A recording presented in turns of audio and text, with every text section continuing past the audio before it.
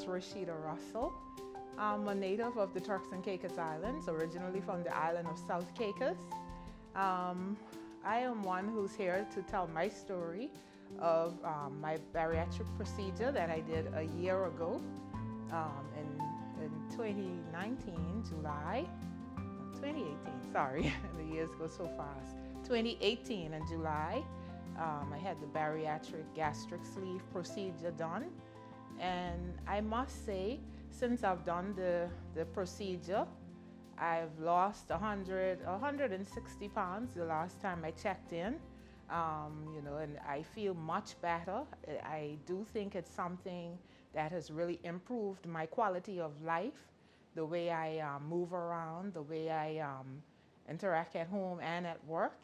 And I just want to give some hope to those who are out there who are thinking about doing the procedure, be optimistic that one day everything will go well, that this procedure will be done for persons needing it, especially for medical reasons. I'm a member of the Turks and Caicos Bariatric Support Group, where we have a group of about 28 persons who sometimes give support. We research, we find out more information on the bariatric procedure for those who have not done it. And I myself, and another lady who've had the surgery already, we're more or less like a support to those who have questions, or, because we've went through it, we're able to answer these questions and everything for our group members and to provide the support. So I'm here to tell my story and, the challenges that I faced. And it wasn't much challenges, but I think it was a good decision I made. I feel healthier.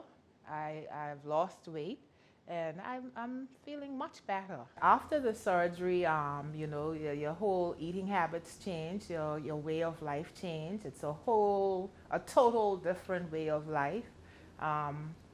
My mom, she had to learn she was there with me and my daughter. So the nutritionists, they taught them how to feed me in portions, because I couldn't really do for myself after the surgery. So my mom, imagine my mom always used to cooking big pots and, and she had to learn how to portion and what I had to eat.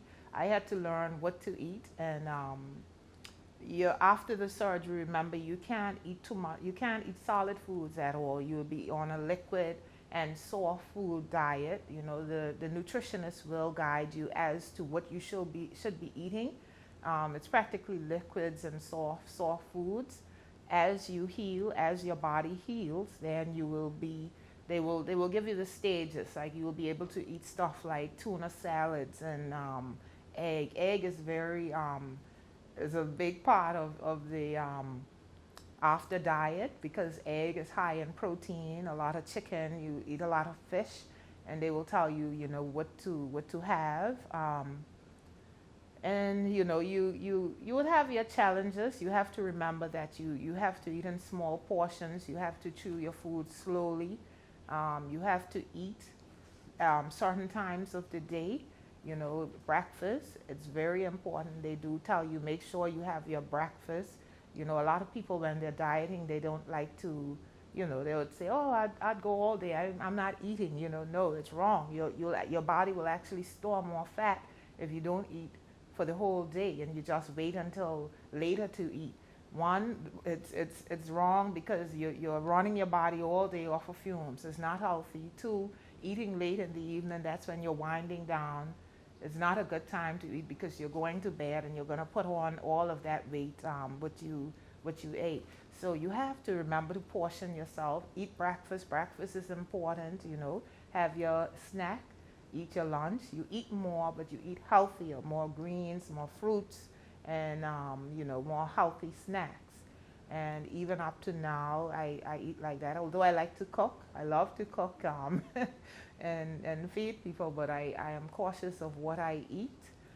You have to be careful eating. You don't want to consume your food too fast.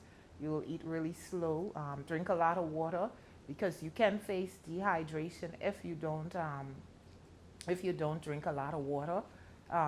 And these are normal things that happen to you after the surgery. Dehydration is quite normal. I've had it twice since I've had the surgery. And they tell you, make sure drink your water, drink a lot of water. Your body has changed. You lose nutrients, so you have to take vitamins. The doctor will prescribe you to vitamins that you have to take to rebuild your body. One of the one of the side effects of losing nutrients, you might have little hair loss and all of that. Some people have hair loss. Some people have extreme dry skin. But these are small. I went through the hair loss, still going through it. But it's small things when you look at your body and when you see that you're healthier, your weight is going and you're healthier.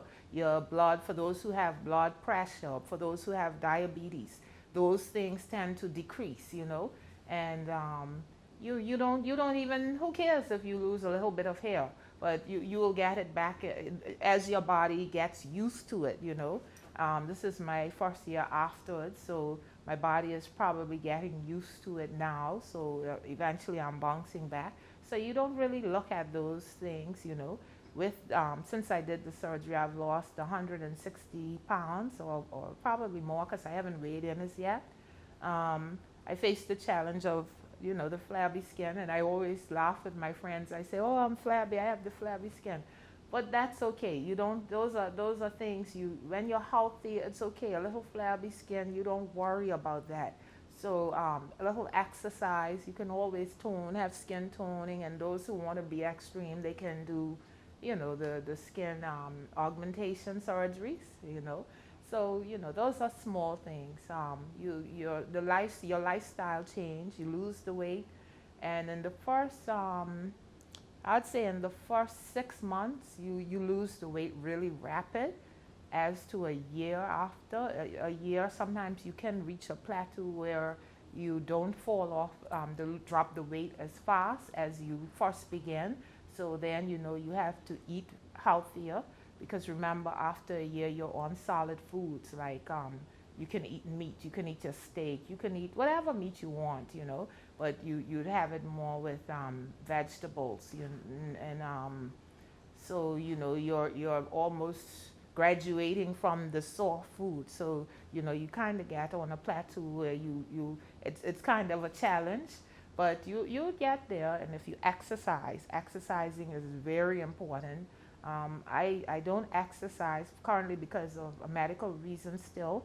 I still have one more surgery to do, and I can't wait to do that, so I can get into the exercising, the walking, and all of that, and then I will really see the weight falling off more. But exercise goes hand in hand, with the surgery. The more you exercise, the more effective it is. A lot of people feel like, oh, you just get the surgery, it's just going to work for you. No, nothing comes easy. You have to put in a lot of dedication into the weight loss, just as if you're on a regular diet, and you have to change your way of eating. In my house, I try to not buy the starchy foods, more greens, more vegetables, more healthy snacks. And I'm glad to do that, because we've grown in Turks and Caicos. We've grown up eating a lot of starch. Our Sunday plates are almost full with starch, like 3 and 4 starches on a plate, which is not healthy. So we cut down some of the starch, and we start out from early feeding our kids the starchy foods, and they get addicted to it, and then it bring on the health problems. But there are no real, I see more good in the surgery than the small negative sides of it. In my personal opinion, I think the surgery is a good thing. For me personally, I had to do it because of medical reasons. And I know persons in the bariatric group who had to do it for medical reasons. For me personally, I was facing paralyzation, moving around with a lot of weight, and having spinal issues, And as the weight fell off, then I began to feel much better. moving around, doing my house chores, things I really couldn't do with a lot of weight. So it's not a lot of people when they hear, oh, she went and do her stomach to lose the weight just to look good. No, it's not only about looking good. Everybody wants to look good, but at the end of the day, it's about a healthy living. Most doctors are recommending this surgery for persons who have conditions like high blood pressure, diabetes, spinal problems, joint problems, knee, hip problems. For people who have sleep apnea, all these medical conditions that you face once you're obese. Obesity is nothing to be ashamed of, and we need to be more educated about obesity, because people see obesity as, oh, that's just a big person. No, it's obesity. Your BMI is calculated on your height. You can be short and weigh a few, not too much, but you can still be considered medically as obese. So it all depends on your height and your weight. So a healthy lifestyle is always good. Eating healthy is always good. And I know people in the group who need this procedure to be done for various reasons. And it's a life changing. It's not only cosmetic or to look good. It's really, some days with the group, it's heart aching to hear stories of persons who can't get out of bed because they carry weight around. And I like to ask people to be kind to people who are facing these challenges. I know what it was to be, and still am, facing challenges of weight, currently losing. But be kind to people. People have reasons. Sometimes people have underlying conditions. It's not where you will be just eating all day. It can be underlying conditions that can cause, the weight to just rapidly come on. So families, support those who might be in need of this bariatric surgery. Learn about it. Research about it. It's being done a lot in America and other countries in the world, where and it's healthy. You don't have to take no bunch of medications and stuff that can poison your body in the long run. It's healthy. It's a natural way. Besides the surgery, it's a natural way of losing weight. So I ask everyone to just follow up on it. If you have questions, I like to tell people my experience. I talk with people all the time who are interested in the surgery, whether it be for medical reasons, and I give them my experience. It was a good experience, and if I had to do it all over again, I'll do it all over again.